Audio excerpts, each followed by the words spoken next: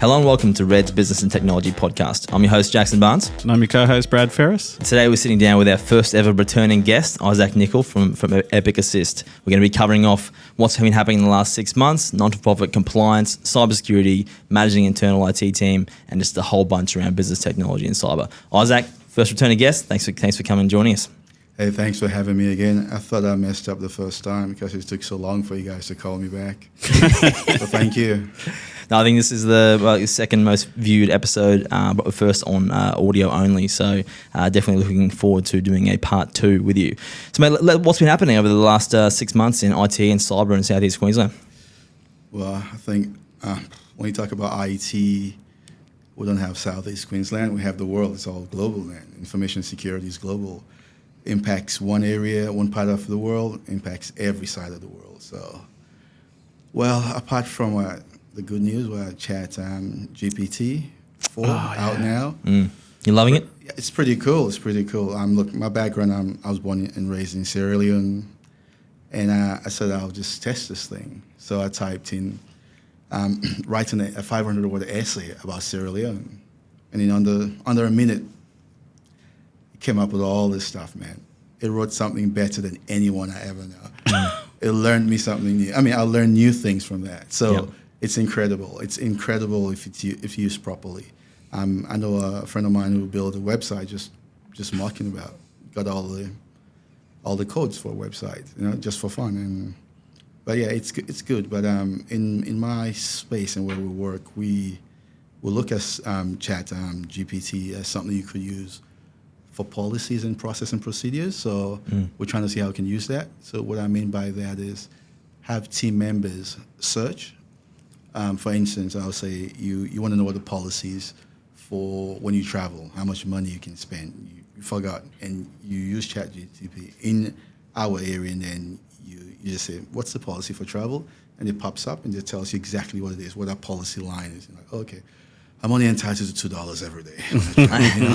Stuff like that. Yep. It's going to take time, but yeah, that's just one part. Another part of 6 months would be around, again, audits, ICT audits, security audits. All the fun stuff. We're not for profit, so we have to try and stay in line with what's required by the department. So that's happened as well. What about in the non-profit ICT space in particular? What's been happening? Not for profit. It's just changed from, in our case, from ISO 27001 2013. It's going to go on to 2020. And then DESI Scheme, the new one, which it's already live, but I think you have up till March 2024 to get accreditation. So that's where we are in not-for-profit space. And some other organizations are just starting. Some other organizations are still around the Essential 8. See how that goes. Yep. It's evolving rapidly, and the cyberspace, which we talk about on the show, Freeman, there's a lot happened over the past 6 months since we last caught up. Hopefully, internal IT teams having an easier time presenting all the cyber tools and mitigations that they want to get across the line. That's something we touched on in our first episode, was how do you internally pitch more tools and things you want to get. Hopefully that is a bit easier now. Let's dive in to get some value out of this. You brought with you what you do in a post-incident response recovery plan. Let's start with, why is that important, and what does yours look like? Well, why is that important? I mean, I don't want to go through all the guys that have been attacked already, including the most recent financial organization. Don't want to name names. I think it's like maybe 600,000 or 6 million license, right? License exposed. That's crazy. That's scary. It's really, really scary. I'm very confident they don't have my new license number, thanks to Optus, Nicol. Because it's a new one. Yeah. But again, that just shows how vulnerable things are when it comes to incident. So the big problem here, incident occurs. That's the first part of it. incident response takes place, it gets fixed or whatever, or resolved, never gets resolved, but to some extent it's resolved, happy days, everyone can work again. The next fold from there is trust. How do people actually get to trust you again? I don't trust some organizations right now. I have none. I mean, one of them called me up and said, oh, we have the best deal. When I said the best deal, they had the best deal. They were ready to save us about 40%. And I said no, because they've had a breach before. How do you develop that trust relationship again? There's a big breakdown when the breach goes. If it's an internal IT team in particular or an outsourced IT company, if a breach occurs, there is definitely that breakdown. So how do you, I guess, what's your strategy post-incident? So look, I think what organizations have to know is when you have an incident, it's impacting other people. And most of the people that get impacted do not know about technology. Most of those people listen to the news, read the news, social media, and they believe exactly what they read. So for instance, to say this company has been impacted, do not deal with them anymore, from one post, they hold that for life. They don't care. So as an organization, this is just advice. Like, there may be better ways, other ways. However, the first thing is confirm that you do have a breach. Confirm that breach with all of your customers. Let them know. Say, I do have a breach. It's there. It's our breach. Yes, it's true. It's happened. Once you've done that, you tell them that my next stage is I don't know what this breach is about. Examine all the evidence. Make sure it's all out there. Transparency is key to everything. The more you tell me about what's going on with you, the more I empathize with you, sympathize with you, the more I follow you on that journey. But if you give me just bits and pieces of it, I'm like, oh, it's kind of sketchy. Optus team lost a lot of credibility when they went through their incident because it was this back and forth of we may have a breach. No, there's no breach. Yes, we breached. Yes, there's millions of licenses out everywhere, like all over the space of 2 weeks. And those are facts, you see, and that's the thing. So if you tell someone, like, look, I'll just give you an instance. Like, if I borrowed your nice car, you have your new car, I drive it away, something wrong, bring it back, don't tell you about it, and then you go to drive your car, you look at your car and like, what? What's wrong, man? What's wrong with my wheels? Both of them are gone. I borrowed this car. I can't even drive this car. And then you come up to me and I'm like, oh, I forgot to tell you. Like, what do you mean you forgot to tell me? Like, if I walked up to you, I just kind of said, dude, Jackson, man, apologize. I'm so sorry. Yeah. I have done this and this and this to your car. How do we fix it? Even if you're pissed, you're angry at me, the fact that I've volunteered what the next steps are would be like, oh, this guy's got remorse or no, regretful. But most of these people, they try to look at the technical aspects of what's happened other than the people that are impacted by what's happened. That's where the problem is with the post-incident. So another thing is, like, they do notify affected parties. Yes, you notify people once. And most of the emails, if you read them or those letters, they're not really telling you exactly. They say, oh, you're one of our customers, you've been affected. How? You know? Yeah. Yeah. How have I been impacted? What can happen? Give me examples. Someone can do this. Someone can just and tell me I'm affected. Because, again, I can be affected by one of the spam calls. Someone calls me, it's a spam call. Yeah, it's a spam call, and I forget it. Nothing's going to happen. However, in these cases, something can actually happen. I can lose my identity. And I can wake up tomorrow morning getting calls from a bank saying you owe us the money. Those are the things you have to tell people. And another thing, you have to be more proactive. What did Optus do? They say you should go to, there's this company where you can check your credit, blah, blah, blah. Don't tell people you have an option to do it. Tell people to do it. Yep. Because it's going to help them. Like I said earlier, a lot of people impacted do not understand what you're saying. You have to tell them, this is the email. Step 1, click on this link. Step 2, register here. Step 3, blah, blah, blah. Step 4, and this is what's going to happen. It's going to help protect you. If someone wants to use your credit or blah, blah, blah, it will pop up and you will see this. So you know what's happening. But don't give people options to protect them after you have screwed up. It's good advice because I think a lot of, like you said, non-technical people internally, if they don't know, they're just assuming stuff and have no idea what to do.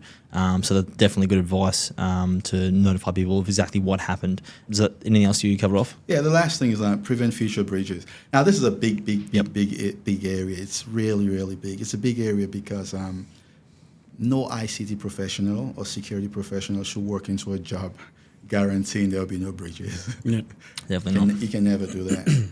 What you can say is, I can help identify risks that can be mitigated, and some risks cannot be. Some risks you just have to accept. Some of them you have to share. However, just knowing what those risks are helps an organization develop in the ICT in security and then security environment. But preventing future breaches comes down to a few things, not a lot of things to start off with. I mean, I'll mention essential aids, for example. That's just one way you can start. But then if you start prying into it further, you start looking at, like I would say, something like access, from physical security to device security to logging on to different things. How do you prevent that? Because most breaches come from people say from end users. What are you doing around that to stop it? You can have EDR. We should know everything can break. Everything can have a problem. Wrong place, wrong time. You've heard that over and over again. Something can happen to a device at the wrong time, and the person using the device is not ICT savvy. They don't even know there's a problem. So it's just the education part of things, how you can help prevent and future breaches. That's an important thing. So those are my 5 things. I mean, confirm you have a breach with your people, examine the evidence, like go deep into it to make sure that can help prevent future breaches as well. Notify affected parties, and then prevent future breaches. And finally, the 5th one would be around the access that people have to anything, everywhere. Thanks for sharing. That's definitely some good insights. Let's pivot a little bit to a similar kind of topic. What is Isaac Nicol's top 3 information security management tactics? Well, top 3 is, like if we had 2 days, we'll go through the top 10. It's really a top 10. But our top 3 will be, I already mentioned one around access control, ensuring that only authorized personnel can access sensitive information. When we say sensitive information, most people just think it has to do with your computer, your servers, or your systems. It has to do with your physical environment as well. The biggest breach is physical security. A smart hacker comes into your building, hacks your Wi-Fi, they're already there. They're inside. They can come in, hide somewhere, and then you guys leave, and then they have the whole place to themselves. Sometimes you don't even need to hack. You just need to pour water in the server room. We had, when we were talking to Chris from Hopgood, he said when the pen testing service they had, one of the things they do is just drop a USB stick on the front counter and see if someone picked it up and plugged it in. You see, in my organization, good luck, because none of the USB ports work. They're already locked down. But again, that's access. It's really, really serious, like physical access. There was an incident at a place some time ago where someone just walked into an office and they had the staff, and he frightened them, and they all ran to the door, ran at the back, and this person could have picked up anything like a laptop, a device, Right. Again, so that's the first thing, like how physical security works. Then you have to look at access management. Access management is so important. Sensitive information. I'll tell you, I turned on a policy in my organization, and I had to go scale it back a bit, because when you email any document that has the full name of anyone, the first, second, and third name, whatever it is, it will not send you an email. It will tell you you're breaching security and sensitivity, HR sensitivity policy. Yeah. So you either send the name separately. So I had to turn that back a bit. Yeah, that would annoy a lot of people. Yes. I'd say. Yeah, but I'm just saying that's how far you can go with access management, just to know what's leaving. Yep. The quickly around that is when people exfiltrate information and they're leaving your organization, you need to know, you need to have alerts. Because if I'm leaving in 2 weeks and then all of a sudden massive activity and there's no monitoring. So define access management for people listening that maybe aren't super IT savvy. What do you define in 2023 as access management? Well, my definition for access management is any access to information within an organization that you work for that you don't have rights to. So policies, for example, some process and procedures. Because if you have, if you're going to access information that you don't have rights to, it means you have the wrong ICT group, first of all. You have the wrong BPN and business process management going on. You have the wrong systems are in place. Information is so important, because if an information is not for you and you can access it, you can do stuff with it that other people don't even know. That's what threat actors go for, right? Yeah, that's what they go for. Yeah. So access management is from logging on, like let's go technical a bit, like having location-based logons. All those are all simple things, but when you have them in place, it just prevents people from like doing something wrong or trying to hack you. Like, we had an incident. Someone tried to hack our Azure instance about 1,440 times over one weekend, and because they had one of our former employees' name, like their login name, first name, surname, at email address, whatever that was. So they tried doing this, and what really protected us was location based. They were everywhere else, and we're locked down to Australia. Only Australia you can log in. If you're outside of Australia, you can't log in. So we looked at went in on Monday morning, looked at our alerts and all our monitoring. We just saw this. Yeah, we just attempts from elsewhere all this blocked. Nice try. Yeah. We can see Vietnam. They kept using all sorts of VPNs. You can just decide to. Yeah. And then So- after 5 times, it just locks you out. Access control, access management. If you had to name a third information security management tactic, The second actually is my training and awareness. I think we fail to we fail to plan. Sometimes we plan to fail. So what I mean by that is, ICT is the smallest group in most organizations. The majority of the organizations are non-ICT people, and we fail to train them or just push our security awareness. We push that once a month to every staff, and every day we send out 5 phishing training of phishing attacks to different people, only 5 people a day, just so, to try to see what's happening. Apart from that, what we do as well, the way our system is configured, some of these phishing tests, they get held in junk mail or in spam as well. It means our configuration is working as well. So it's, you're trying to see where you can gather all the forces from to help not only secure the end user, but how your environment is secure as well. The last time I was here, I told you guys about Microsoft's biggest link right now, which is our biggest idea around configuration management in your systems. Pretty soon, cybersecurity insurance companies will be asking you how well configured are your systems when this happens. And you can lose your money for that. yeah. They'll say it wasn't configured right, even though using best practice. That's why you had a problem. So that's all part of the importance. So if you can thread that down to all the staff, they all see security awareness as a tool that does not only help them at the office, but also at home. And they can share that with their family and friends. So then they see the importance of it. And that's about relaying that to their daily lives, what they do every day. And then you can go ahead and then add all the stringent configuration and policies and devices like we do. We just lock it down. Because it's also about protecting the personal, the person these days, not so much Absolutely. just the business data, right? Yeah. What does running a successful simulated phishing campaign look like? What we've done is we do have attack simulation in Azure. That's one thing we use. That's internally. But we'll engage a third party. I'm not going to name names. They're pretty good.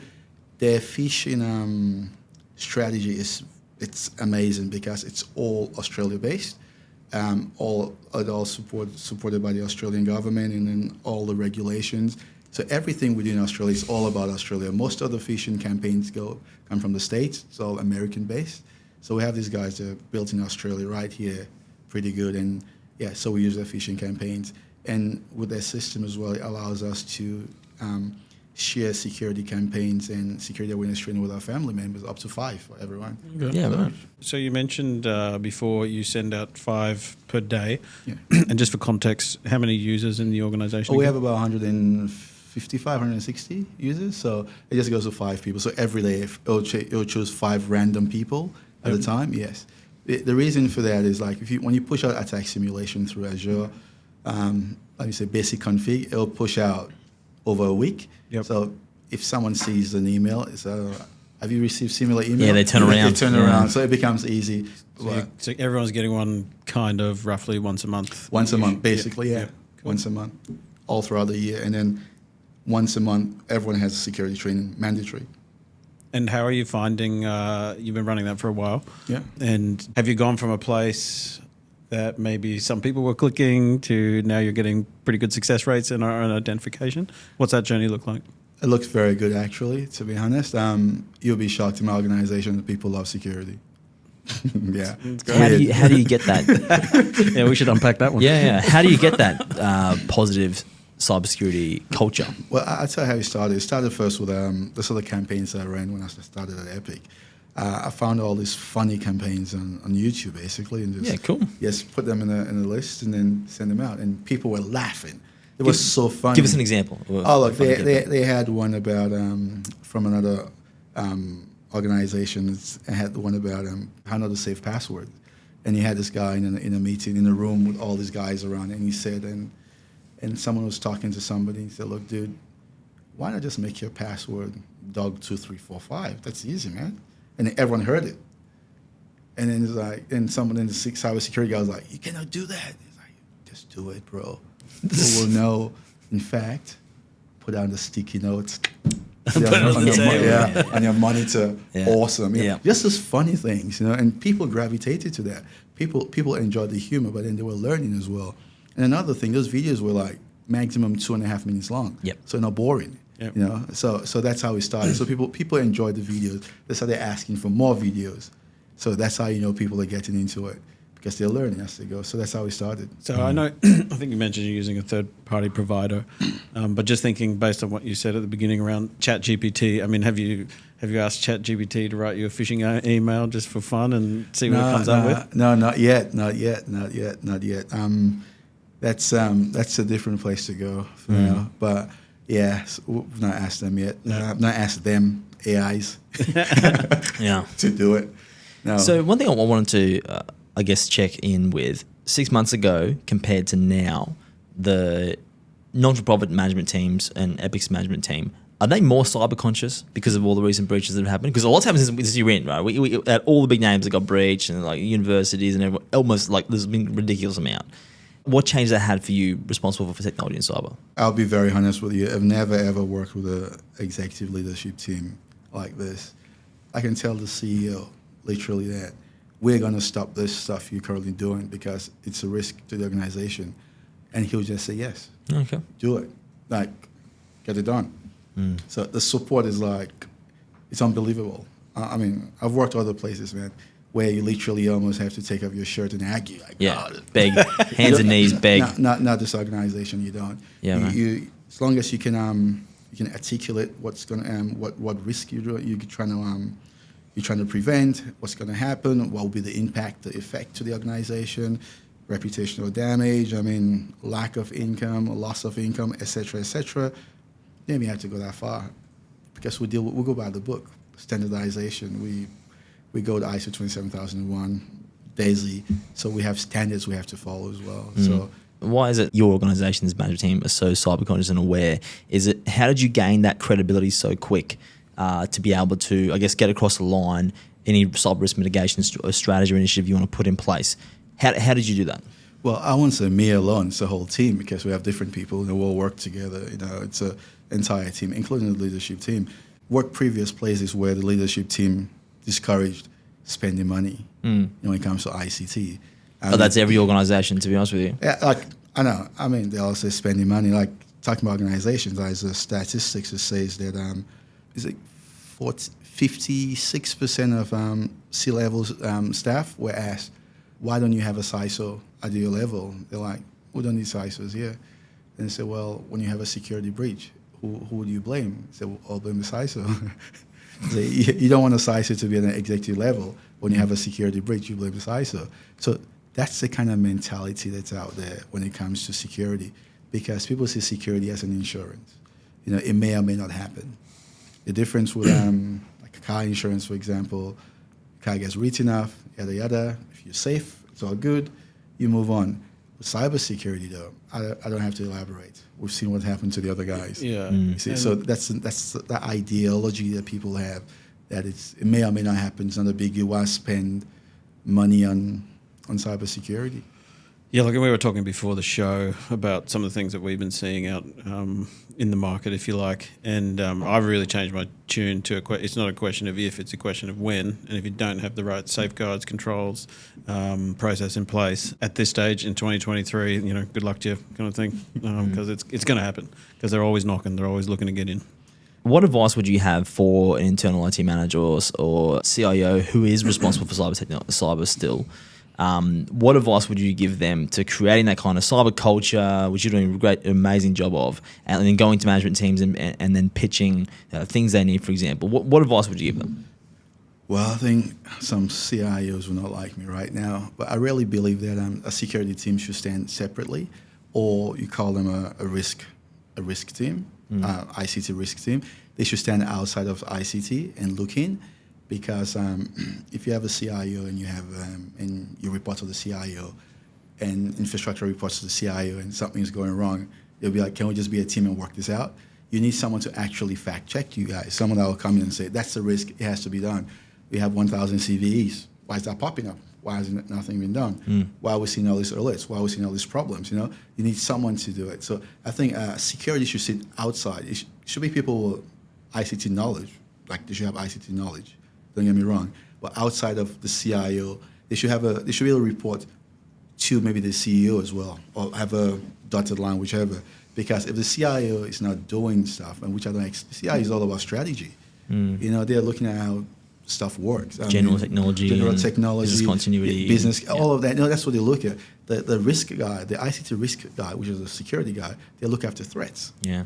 And if they see threats and then the CIO sees opportunity, like, "Oh, I just want to do this and this and this, so let's ignore this, so just so we can get this done," the security guy will be like, "No, we cannot ignore that. Yeah. That has to be fixed." No, that's a good point. I'm glad you said that, actually, especially as an internal ICT manager, because that's exactly where I think the industry is going now, is it needs to be a separate person to the IT function is a cyber function. I don't know what size business, where you can actually get to afford that person there, but whether it's just a security analyst or it's a CISO or whatever, I think it definitely is getting to the stage now where cybersecurity is getting so important, but it needs to be someone separate from IT, because IT is focused on other things, right?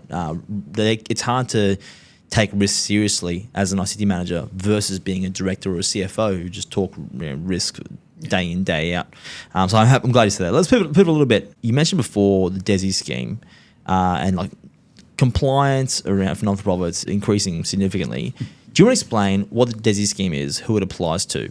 The DESI scheme is very, very easy. You have 5 questions. No, I'm joking. just like ISO 27001, you did 5 minutes last time. ISO 27001, it's walk in the park. It is a walk in the park compared to DESI. DESI is 800 controls. ISO is like 120 or so. DESI is just a compilation of ISO plus ISMs, and it's look, I would like to sit here and say it's a crazy thing, but it's not. I think it makes so much sense. I could see that the first time we went through ISO, I was like, I lost my hair, I lost my beard, did spend long weekends, man, just trying to get controls done. Then when we went through the surveillance audit, I realized that it was all worth it, And then just going through the DESI gap analysis as well, it's like, whoa, this makes so much sense, because ISO is pretty old, really old. Yeah, they have new ISMs, but it was mainly around infrastructure, so the whole server rooms, etc. The 3 tiers and yada yada. Now this is more around cloud, which is where everyone's going, like the new ISO 27001 2020. That's where it's going, and DESI is already incorporated there into the DESI scheme. So DESI scheme it's all about controls you have to have, what you have to use, and then selecting those controls that really work for you, or not really work for you, that are applicable for you. So some of the questions or some of the ISMs will be around top secret. We don't do top secret, so not applicable. Some of them will come some around like MFA. They have a new control that came out that requires sysadmins to have a 30-character password. Yeah, okay. Yeah, you have to. That's it. Sysadmin, and they check it. They come, the auditors walk in and they check. So, but then I realized, like the first time I was like, God, really? But then later I realized that it makes sense, because physical security. Someone comes in. They try to say, okay, Isaac has a wife, has kids, he likes this, let me see if I can do something. Dude, it's 30 characters. And I don't think you can fit 30 characters on a Post-it note. No, see that? Maybe one of those wall charts. Yeah. So all of those, so that's all part of it. But DESI scheme is and it incorporates essentially. So essentially it's like 5%. Yeah. It's so small. And one thing I want to mention about DESI Scheme as well, it looks at something called Protective Security Policy Framework.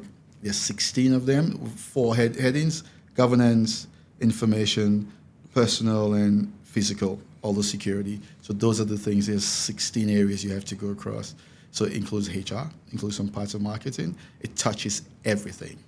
So if you have Essential 8 and you do it's called PSPF together, you've actually started a proper security standardization across the organization. And what businesses or organizations get regulated by the DESI scheme? Is it just not-for-profits, or is it education training? How does that work?